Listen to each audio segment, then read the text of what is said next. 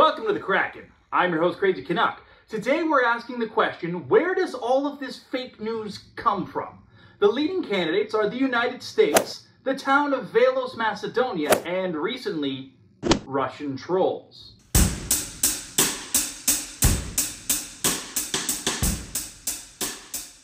The developments in this story struck me as incredibly fascinating, but apparently nobody else. So now I'm trying to pick up this story because it has fallen through the cracks. Focus, Matt. Focus. You gotta focus. You can't chase every story. You can't run off and create the mother of all blogs. Mother of all blogs! Stay on target. We knew fake news was everywhere during the campaign. It's one of the reasons I decided to start this channel to begin with, but we didn't know where it was coming from. The leading theory was that it was done for financial reasons. That these were people primarily in America who were writing stories just to generate clicks on their website, bring in the ad revenue, make some money. A lot of blame was thrown around at Google, some at Twitter, a lot at Facebook, but in general, just the way we monetize news was clearly a problem here. This idea was crystallized when a story broke about Macedonian teens living in Velos Macedonia, a town I had never heard of before, and that dozens of these guys were pumping out hundreds of fake news stories a week and supplementing their income with them. Most of them were able to quit their jobs to do this, drive around fancy cars, get some nice shoes. It was good living for these kids. But why were they political? Well, the answer that we all accepted at the time is that they were political because that's where the clicks were. But why did they work so well? Why did people fall for it? Well, the idea was you come up with this sensational news story and people just had to click on it. People just had to see it. It was more interesting than whatever else was going on in the real world. They were just clicking on a crazy thing, possibly to win an argument, possibly because they were bored, whatever. It didn't matter to the person who made the story so long as you clicked on the page. This conclusion was good enough for us, right? It supported a narrative that we already had. There was far too much money floating around in politics. But when we look closer at it, as our host so loves to do, our host. Why would you write our host? I'm the one reading it. Who put our host in there? What? This fucking sucks. Who put this? Cut this. We're gonna have to cut this. No, you know what? We'll cut it. We'll just cut it. If we look closer, as I so love to do, we see that it's clear these teams could not have been the sole architects of this stuff. For one, it moved too quickly. It was masquerading as news after all. If Velos Macedonia is as isolated as it seems, how were they getting their information? Because nobody wants to read stories that people knew about in the rest of the world. Nobody wants to read Monica Lewinsky White House scandal, or Donald Trump loses hair, then gets hair, and everybody gets weird about it. What we were seeing was the teens of Velos Macedonia responding to real stories, or relevant stories, and pumping out their own inflations or spin-offs to supplement the narrative and gain clicks. Now, there are a couple of very good investigative pieces that were written on that story that highlighted the fact that these kids would search for fake news that was already floating out there. Rumors, conspiracies, crazy stories, stuff Donald Trump had said, and that was the basis for their fake news stories. So, they are not the source of the problem. There was a recent development in this case that came out of the Senate intelligence hearings on Donald Trump's connection to Russia, the fake news that flooded the election, and generally how Russia interacted with and influenced the United States presidential campaigns. Mark Warner, the ranking Democrat on the Senate committee, had this to say. We know about the hacking and the selective leaking of information. But as a former tech guy, what really concerns me is at least some reports, and we've got to get to the bottom of this, that there were upwards of 1,000 paid internet trolls working out of a facility in Russia, in effect taking over a series of computers, which are then called a botnet. They can then generate news down to specific areas. It's been reported to me, and we've got to find this out, whether they were able to, in effect, specific areas in Wisconsin, Michigan, Pennsylvania, where you would not have been receiving off of your whoever your vendor might have been, Trump versus Clinton, during the waning days of the election, but instead Clinton is sick, or Clinton is taking money from some source. Fake news. 1,000 trolls! Trolls! Trolls! You heard the term shill? Have you been called a shill?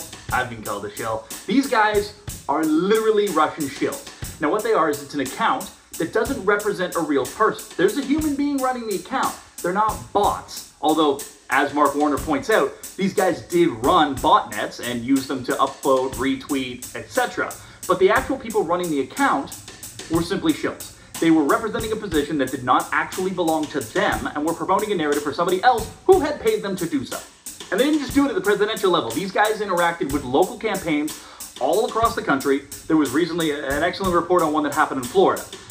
There were hacks that were made on more than just the John Podesta account. We knew about this before the election began. Many of these hacks were actually carried out by Goose for 2.0. So they had these Goose for 2.0 hacks. They formulated some fake news stories around real information that was in the hack, spread the hack, and then represented themselves as news agencies, spread that, upvoted that, retweeted that, and got it as close as they could to people in positions of power. Not necessarily politicians, but what we're talking about here are right-wing talk show hosts and people who will read that story, think that that's good enough to run with, and make statements like this one. Let me ask you, this story, this that we see in the National Enquirer, this kind of rumor mongering, should this kind of thing just be off limits? Do you condemn this story? I don't care. I mean, really, I don't care. The National Enquirer did a story. It was their story. It wasn't my story. It was about Ted Cruz. I have no idea whether it was right or not. They actually have a very good record of being right, but I have absolutely no idea. Frankly, I said, I hope it's not right. Here, he's not even quoting a fake news story from Russia. He's quoting a fake news story from the National Enquirer. Something that everybody knows is fake news once they're over the age of, like, 7. Before the age of 7, when you're, the camera won't do it, but when you're nice and short, the National Enquirer is actually at eye level, and those are the headlines that our children see. Nobody thinks about that. Nobody thinks about that. This new information about Russia is extremely important to this story because our narrative that Macedonian teens are just making bank off of American lunacy is false. It's shot full of holes here. The fact that portions of this was coming from Russia, that the Russian state was pushing the fake news narrative in a certain direction, that this was propaganda fomented by a foreign nation is a revelation. A fucking revelation that changes the nature of this project. Because now we can see that large portions of the fake news narratives were foreign propaganda attempting to influence the presidential election of the United States and, might I add, other countries, including France, who's going to the polls this weekend. I can't stress this enough, that fake news is not just people trying to get rich. It's people trying to get other people elected to public office.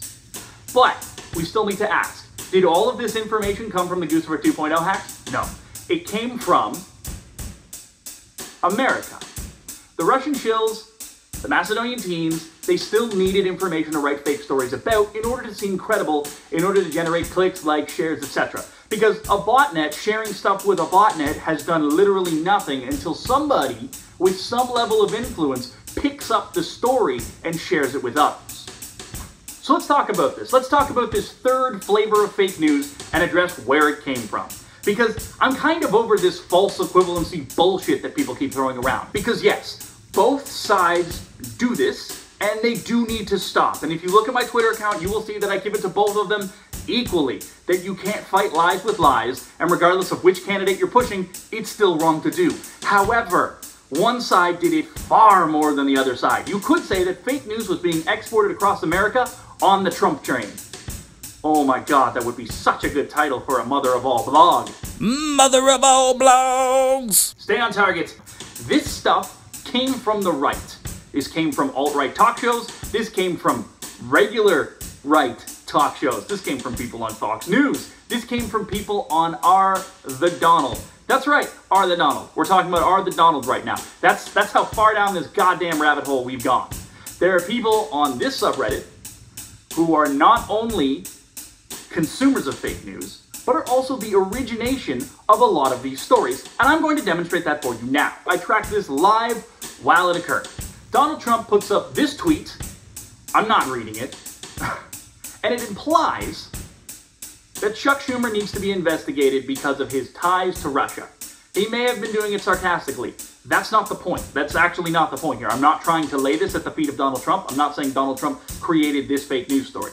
What I am saying is that it went through him, and then we see massive amounts of fake news being generated on the other side to capitalize on the fact that he tweeted this photograph. This picture ends up on R the Donald hours before it ever shows up on Donald Trump's Twitter account. It was here, it was on Drudge. I am not entirely sure who had it first, but this is my point, right? It's difficult to tell where one group ends and the other begins because they're all pushing in the same direction. There's a lot of parroting that goes on between them. There's a very strong possibility that contributors to the Drudge read R the Donald because that's their audience. It makes sense for them to follow that. So let's wrap this up by examining the life cycle of a fake news story. We have a piece of information. It's not fake. It's real. We have a real photograph of Chuck Schumer with Vladimir Putin during his visit when he came to America to meet President George W. Bush. It gets picked up by those who are involved in Donald Trump's media diet. He reads it, freaks out, throws it up on Twitter. And then now the fake news gets generated. Now the 1,000 Russian trolls show up. Now the Macedonian teams get all over this thing. Now the regular Americans, Brits, Europeans, whatever, who just want to generate some money, now they show up to this feeding frenzy and start pushing out the stories. But as you can see here, it had to run through an avenue of power. They had to get it near somebody that mattered in order for this story to matter. And yes, it is extremely political. We here at the Krakan thank you so much for joining us. Don't forget to like, subscribe, all that other bullshit. And as always, be good to each other.